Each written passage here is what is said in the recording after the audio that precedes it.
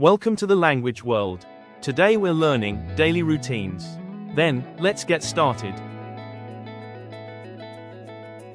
To have lunch. Zu Mittag essen.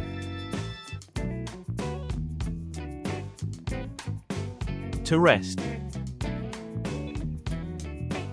Sich ausruhen.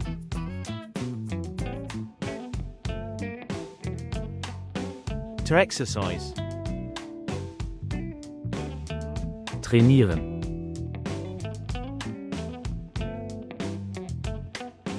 To cook. Kochen.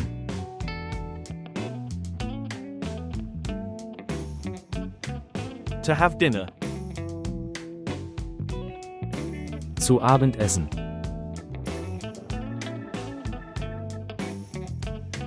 To watch TV. Fernsehen.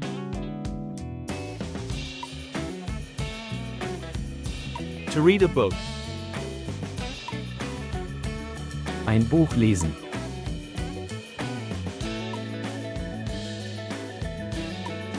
To go shopping. Einkaufen gehen. To go home. Nach Hause gehen.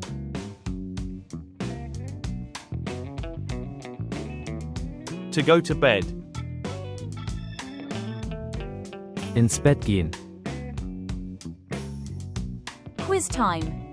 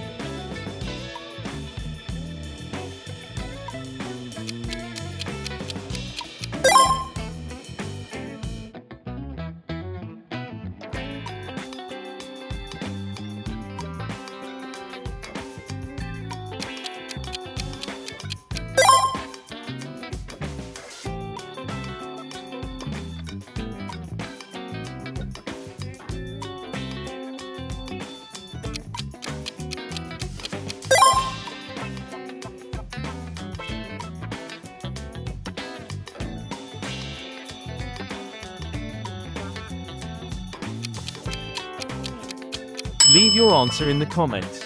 Thanks for watching. Don't forget to subscribe to our channel to learn more languages. See you in the next videos.